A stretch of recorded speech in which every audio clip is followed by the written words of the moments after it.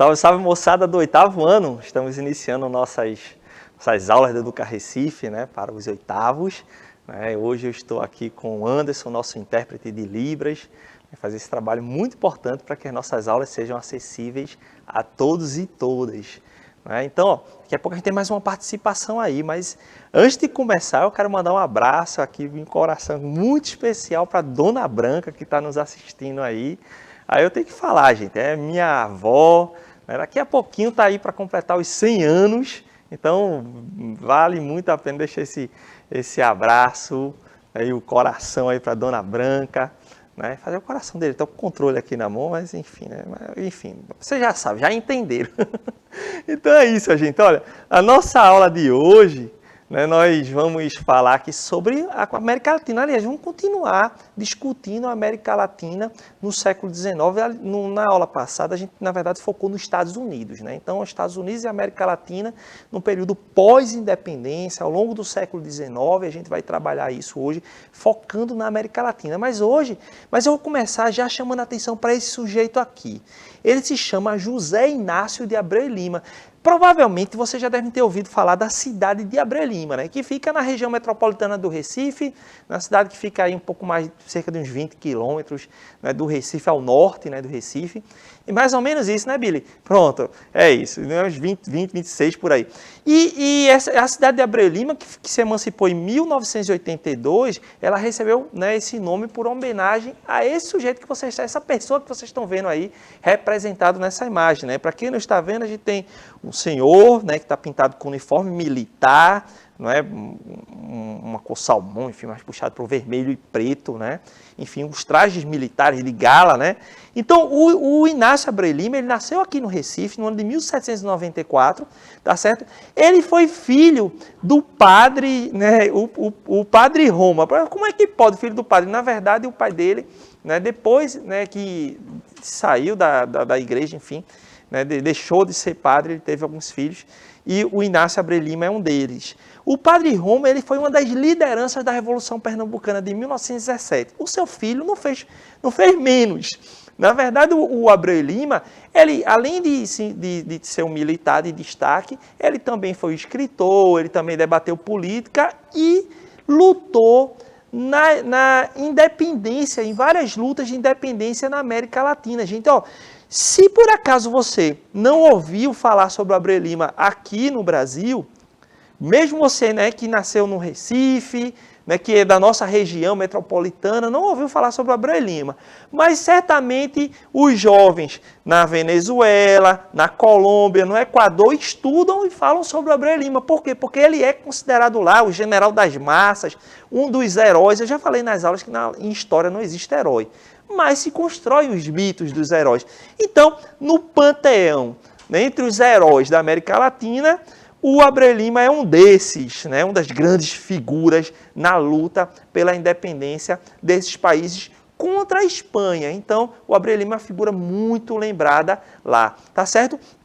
Então, após ele ter circulado pelos Estados Unidos, então ele viveu um tempo nos Estados Unidos, Abreu e Lima acabou se juntando ao Simão Bolívar, que eu vou falar um pouquinho mais à frente, né, nas lutas pela libertação da América Espanhola. Então ele lutou, olha, na Venezuela, na Bolívia, na Colômbia e Equador, e lá ele é conhecido como General das Massas, é um herói da independência, né, da América Latina, né? Eu sempre coloco aspas aqui na figura do herói, vou repetir, não tem herói em história, nada. As pessoas são mitificadas, né? Mas foi, de fato, um sujeito de grande destaque na história latino-americana e vale muito a pena a gente lembrar. E eu acho bem interessante que aqui no Brasil nós não falamos muito dele. E isso se deve ao fato de que quando ele vem para o Brasil, depois que ele volta para o Brasil, ele se envolve em uma série de tretas políticas com as elites locais. Ele se envolve na Revolução Praieira, aqui em Recife, tá? Então ele era irmão de um dos líderes da Revolução Praieira e chegou a ser preso, se envolve em tretas contra a Igreja Católica e tal, e por conta disso ele foi deixado meio de lado, inclusive nem foi enterrado no cemitério de Santa Amaro, ele foi enterrado no cemitério dos ingleses, tá? Aqui em Recife. Bom, mas seguindo, vamos deixar o general Abreu e Lima, inclusive depois eu pedi para vocês fazerem uma pesquisa sobre essa trajetória dele, que é realmente muito interessante. O que é que nós vamos falar? O que nós falamos? Lembrando que na aula passada a gente falou sobre a história dos Estados Unidos, falamos sobre a marcha para o oeste, a luta contra o impacto disso sobre a população indígena, né, que foi muito triste. A gente viu a morte de milhares de indígenas por conta dessa marcha para o oeste, falamos sobre a história dos cowboys, né, o aumento do território americano. Hoje nós vamos falar justamente sobre essa América Hispânica no período pós-independência. Então, o que seria essa América Hispânica? Gente, olha, vejam só.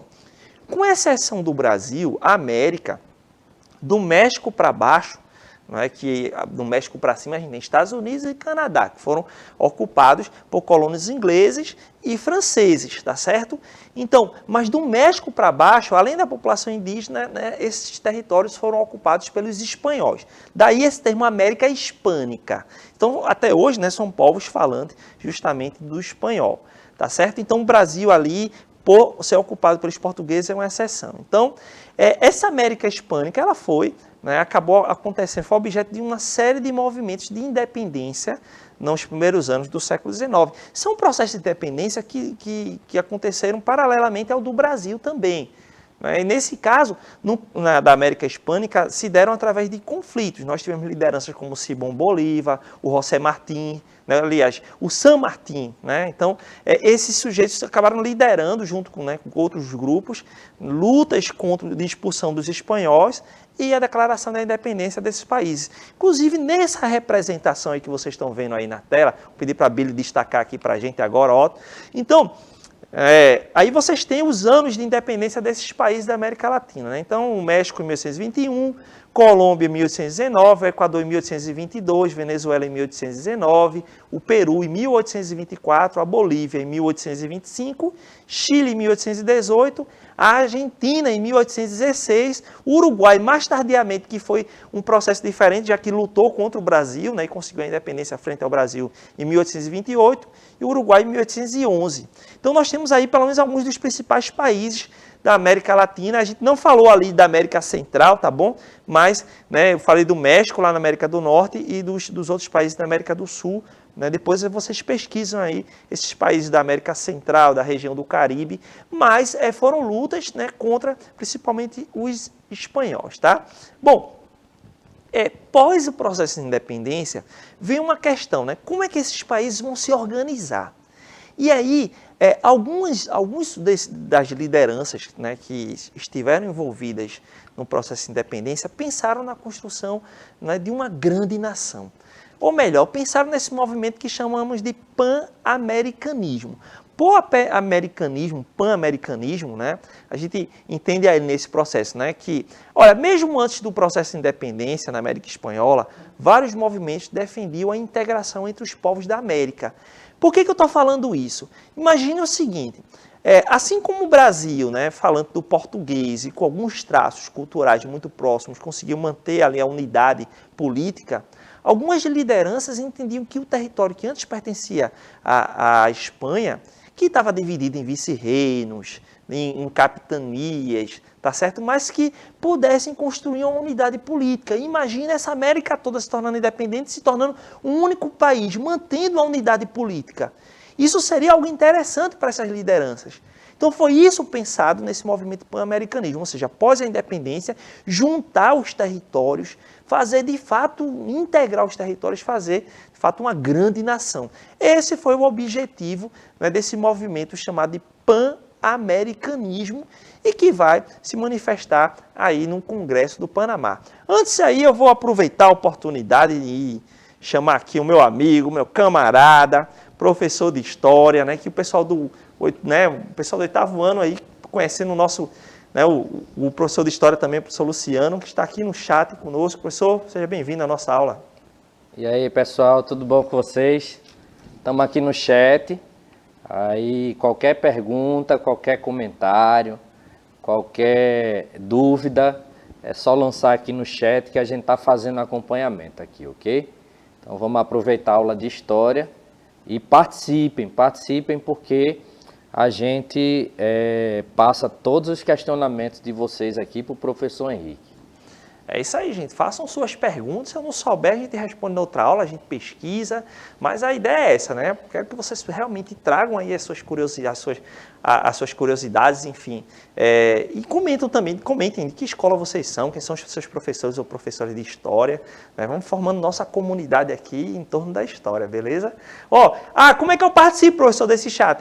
É preciso ter o aplicativo lá da Educa Recife que vocês baixam facinho, né? Podem ir lá na loja de aplicativo, vocês podem usar o QR Code que está aparecendo aqui, ó, no cantinho da nossa tela para o sistema Android ou iOS. Então, porque baixa o aplicativo, a internet se torna gratuita. Quando você abre o aplicativo, você pode assistir nossa aula, pode interagir conosco, pode acessar outros materiais lá do Educa Recife, de forma gratuita, sem usar Wi-Fi, sem usar os dados do seu telefone. Então, isso é muito importante, tá certo? Então, participem, beleza, gente? Olha só, vamos falar sobre esse Congresso do Panamá. O que aconteceu? Em 1826, algumas das lideranças que estiveram envolvidos e que ainda estavam envolvidos nos processos de independência dos países da América Latina, dos territórios da América Latina, acabaram se reunindo, né, na América Central, no Panamá, tá certo?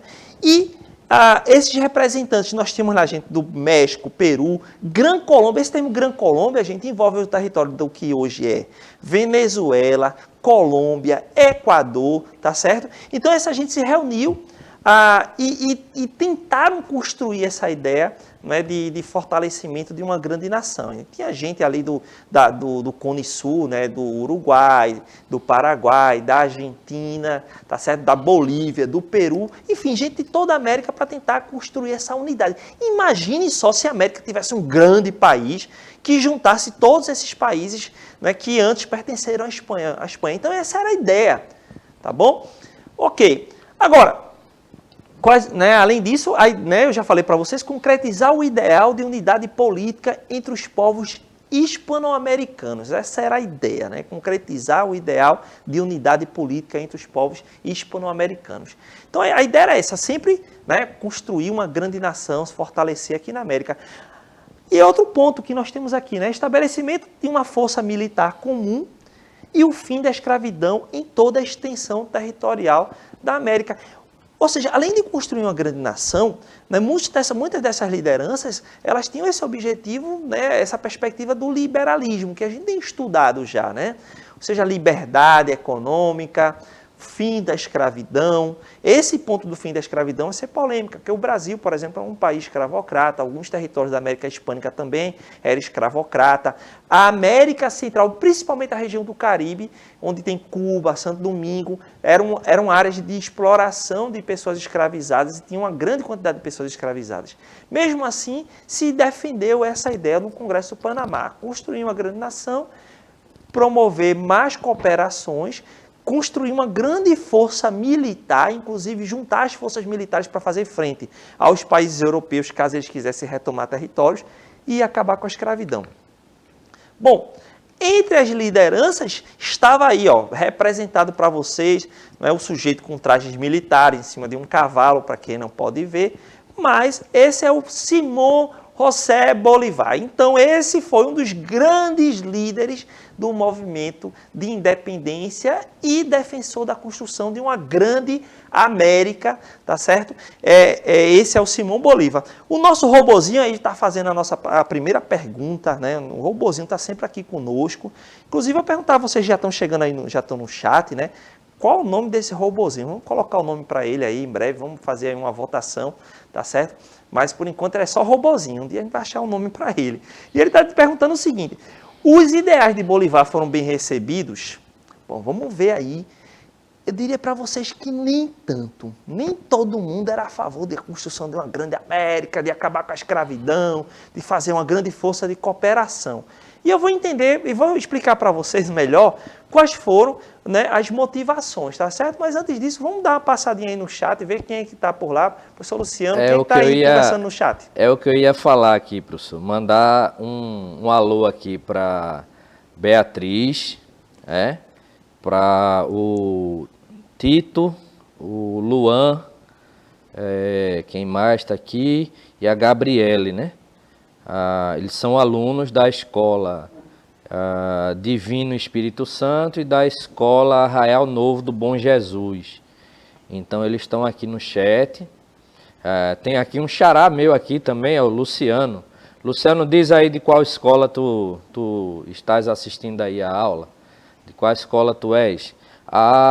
Rodolfo Aureliano, Luciano. Eu acho que eu lembro dele. Eu acho que, inclusive, o Luciano foi meu aluno. Eita, olha aí. Eu acho que eu lembro dele. Então, um abraço aí pro pessoal. Um abraço aí pro pessoal. Isso aí, ele dizendo, foi meu aluno lá no Rodolfo Aureliano. Então, o Luciano, meu xará, abração aí, ó. Abraço. E a gente tá aqui no chat. Qualquer pergunta, vocês lançam aqui que a gente passa pro professor Henrique. É isso aí, moçadinha do Divino. O que é do Arraial? Arraial Novo do Bom Jesus, Rodolfo Aureliano. Rodolfo Aureliano. E o pessoal das outras escolas, cadê vocês aí? Apareçam no chat, né? Parece muita gente na de Colasso. Estou esperando o pessoal da Otávio de Meiralins. O Otávio de Meiralins, que era a minha escola antes de vir para o Educar Recife, né? Então, estou esperando vocês aí, né? Vamos conversar também. Gente, ó, enfim, bacana essa interação, né? Encontrar os nossos estudantes aí participando, é muito bom. Mas, enfim, gente, ó, quais foram as motivações dos outros países, né, que enfim, acabaram recusando as ideias apresentadas no Congresso do Panamá? Eu vou mostrar para vocês pelo menos o interesse de 3 grandes nações. Uma delas era o Brasil. Essa bandeira do Brasil que vocês estão vendo aí, pessoal, essa bandeira do Brasil isso é o Brasil mesmo? Sim, era a bandeira do Brasil imperial. Inclusive, quem não assistiu nas nossas aulas, dá uma olhada no nosso canal lá no YouTube. Eu fiz uma análise dessa bandeira. Então, essa era a bandeira do Império, tá? O Brasil foi logo contra. Então, o Brasil, inclusive, atuou para sabotar mesmo o Congresso do Panamá. Por quê? Olha só. Primeiro, o Brasil era uma monarquia e temia muito a formação de uma república na América. De uma grande república que pudesse fazer frente, inclusive, ao Brasil. Colocar o Brasil, de algum modo, em perigo. Uma outra coisa é que a ideia de acabar com a escravidão enfim, a elite brasileira não gostava nem um pouquinho, afinal de contas, o Brasil era um país, né, que funcionava na base do trabalho escravo e que a escravidão era uma das bases econômicas do país, né? O Brasil só foi acabar a escravidão em 1888. Então, o Brasil foi contra a ideia da formação dessa unidade americana, embora o Brasil não iria fazer parte, mas ele sabotou também o processo. Um outro país que também não gostou nem um tiquinho dessa ideia foi os Estados Unidos. Bom, olha, os Estados Unidos também não estava interessado em acabar com a escravidão, também era uma economia escravocrata, e tinha um receio muito grande da formação de uma outra grande nação na América Latina. Afinal de contas, os Estados Unidos haviam se formado uma federação republicana no norte da América, mas a formação de um outro grande país poderia colocar em perigo a ideia de hegemonia, de grande força política para os americanos. Então, eles ficaram preocupados. Lembra da doutrina Monroe, que a gente falou na aula passada, que era aquela ideia da América para os americanos querendo influenciar cada vez mais a América Latina? E aí, se formasse esse país, isso ia meio que... Estava ali paralelamente ao desenvolvimento dessa doutrina nos Estados Unidos, mas que os políticos americanos entenderam que já seria ruim para eles. De fato, seria porque os Estados Unidos aproveitou a sua força e a fraqueza de outros países para justamente exercer uma dominação maior sobre a América. Um outro que também não gostou da ideia da formação de uma grande nação foi a Inglaterra, gente. Então, os ingleses também se opôs ao movimento visando a criação de uma grande nação americana, pois ameaçava seu projeto de hegemonia na região. Ou seja, à medida que eles ficaram independentes da Espanha, os ingleses queriam influenciar mais ainda esses territórios, como de fato acabou influenciando, vendendo suas mercadorias, vendendo seus produtos, fazendo com que as decisões e os interesses políticos dos ingleses fossem defendidos também por esses países novos. Então, acabou não prosperando. De fato, o Congresso do Panamá, embora tenha sido uma iniciativa muito bacana, acabou não indo para frente. Mais adiante eu vou mostrar para vocês que conseguiram. Hoje a gente tem uma instituição que junta um pouco esses países, mas nada próximo da ideia de fazer uma grande América. Isso ficou no sonho. Infelizmente, diria até. Então, não sei se daria certo essa ideia. Mas eu quero falar também sobre uma outra coisa que contribuiu para que essa experiência, essa ideia de formar uma grande nação na América acabasse não dando certo, que é o chamado caudilismo. Bom, o que seria o caudilismo? Então, eu vou trazer de forma mais objetiva para vocês o seguinte. Os caudilhos, eles compunham essa elite colonial. Quando eu falo elite colonial, é porque eles eram grandes proprietários de terras, frequentemente de pessoas escravizadas, dominavam os grupos indígenas. E esses sujeitos, eles ocupavam os espaços de poder.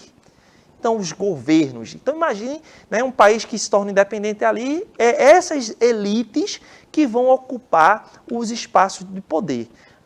Os presidentes, os senadores, né, enfim, a classe dirigente desses lugares estão se tornando independentes agora. Tá? E aí, eles vão utilizar isso também para defender os seus interesses. Não o interesse do povo, da população indígena, da população mais pobre, do progresso social. Na verdade, eles estão ali para defender a sua propriedade, suas riquezas, seus privilégios, seus benefícios. Até trouxe a imagem de um deles. Esse aqui é o Juan Manuel de Rosas, que foi um desses caudilhos. No caso, ele chegou a ocupar a presidência da Argentina logo no começo, logo após a independência da Argentina. Então, tivemos vários caudilhos, uns mais fortes que chegaram às presidências, outros que estavam ali ocupando o poder local. Aqui no Brasil, acredito que a gente pode comparar, por exemplo, a figura do coronel. O coronel era um sujeito que recebeu uma patente, eu também expliquei isso nas nossas aulas, uma patente militar, né, do coronel. Então ele tinha seus trabalhadores que ele armava, que ele exercia poder. Então, cada cidade aqui, por exemplo, em Pernambuco, tem alguns coronéis. Ainda hoje tem gente que teme continuar sendo coronel. Mas é um sujeito grande proprietário de terra, que tem um grande poder, que influencia a política, que influencia a justiça, enfim, que acha que manda em todo mundo. Então esses sujeitos acabaram, né, agindo para que os interesses, as ações do país, o dinheiro investido e tal, fosse só para beneficiar eles. Só passava se fosse para beneficiar eles. Então, na América Latina toda, estava cheio de caudilho, estava cheio de pequenos coronéis. Então, esses sujeitos dificultaram a formação de uma grande América.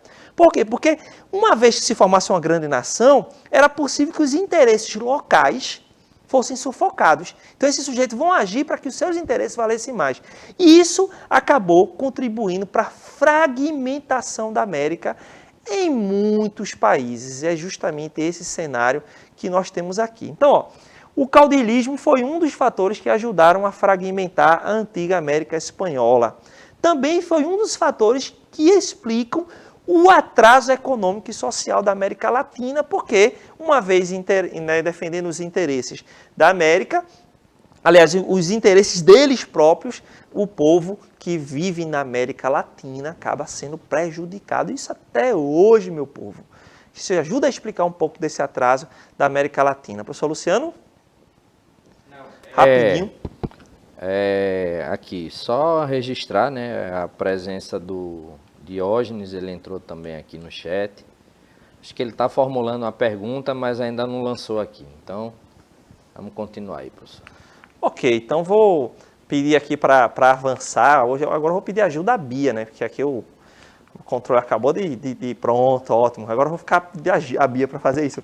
Olha, gente, aqui a gente tem nessa América Latina toda, né, fragmentada, e aí, gente, em decorrência das escolhas políticas pós-independência que acabaram interessando apenas a uma parcela dessa população, no caso, né, esses caudilhos, grandes proprietários, a América Latina, os países da América Latina hoje são marcados, como eu coloquei para vocês, pela intensa desigualdade social, pelo baixo índice de desenvolvimento humano e pela instabilidade política. Então, países que viveram uma confusão política, né, de ditaduras, de governos que, sabe, frequentemente autoritários, que não atendem o desejo do seu povo, que não ajudam a melhorar a qualidade de vida do seu povo. Então, avançando um pouco mais, eu quero mostrar para vocês o que seria esse índice de desenvolvimento humano, né? Então, o índice de desenvolvimento humano seria a junção da expectativa de vida, o tempo de vida das pessoas, os anos previstos e as médias, né, de anos escolares ou o tempo de estudo da sua população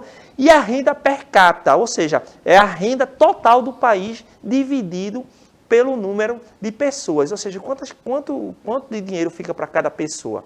O grande problema é que a América Latina ela é marcada por essa desigualdade. Então a gente tem uma elite pequena, muito rica e uma massa, uma grande população que é muito pobre. Então isso acaba fazendo com que o nosso IDH seja bem ruim. Tá certo? Então, quando a gente olha para o passado da América Latina, para o processo de formação da América Latina, então a gente acaba entendendo que essa elite que conduziu os grandes proprietários, aqueles que tinham poder, que conduziram os processos de independência da América Latina e tomaram as escolhas, não contemplaram o seu povo, contemplaram apenas os interesses deles. E isso fez com que o nosso continente continuasse, né, muito pobre, aliás, né, de um passado de exploração colonial, hoje um passado ainda de exploração dessas elites, com baixos índices de desenvolvimento humano. Um pouquinho mais adiante a gente pode observar o seguinte, eu tentei mostrar para vocês aí, ó, na próxima imagem, eu fui pesquisar os índices de desenvolvimento humano, né, internacionais, ou seja, todo o quadro. Então a gente tem o seguinte, ó, o melhor país da América Latina de índice de desenvolvimento humano é o Chile, né? Quanto mais próximo de mais desenvolvido. E o Chile ocupa a 43ª posição, só para vocês terem uma ideia, né, de quanto a situação, o melhor país da América Latina é o 43º. Vem seguido aí pela Argentina, em 46º, o Uruguai em 55º, o Panamá e Bahamas. Essa é a ordem dos melhores índices de desenvolvimento humano na América. Aí eu vou mostrar para vocês, o Brasil, gente, o Brasil é uma vergonha. É a maior economia da América Latina, a maior economia, a maior arrecadação, tá certo? Em seguida é o México, mas se eu passar um pouquinho mais adiante, a gente vai ver aí que o Brasil, né, ocupa o 84º lugar né, no mundo de índice de desenvolvimento humano. No caso do Brasil é o seguinte, né? Uma grande arrecadação e uma péssima distribuição de renda. É como eu tenho falado, a ação dessas elites locais, seja no Brasil, seja no restante da América, no caso da América Espanhola, faz com que essa riqueza do continente não seja distribuída. E nós tenhamos uma elite muito rica e um povo muito pobre. Essa é uma marca da América que precisa realmente mudar. Então, estudando história, a gente acaba compreendendo como é que isso se construiu, como é que isso se fez. Tá certo, gente? Então, é isso que eu queria falar para vocês hoje. Agradeço aí, professor Luciano. Dá um tchauzinho pro pessoal. Tchau, gente. E na próxima aula a gente continua aqui. Ó. O pessoal participou aqui no chat, mas eles não lançaram perguntas, professor. Mas dialogando aqui, dizendo de quais escolas são, tudo. Mas eu acredito, né, que eles entenderam direitinho aqui, senão não tinham lançado perguntas aqui. Eu acredito, não sei aqui, mas pelo que eu entendi, acho que o Diógenes que entrou aqui foi seu aluno.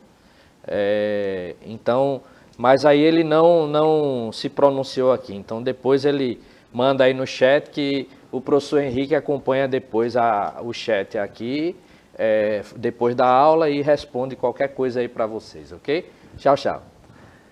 Então, moçada, tchauzinho, muito obrigado. Valeu, Anderson, valeu, Luciano. Estamos juntos aí na próxima aula de História. Valeu, galera, até a próxima.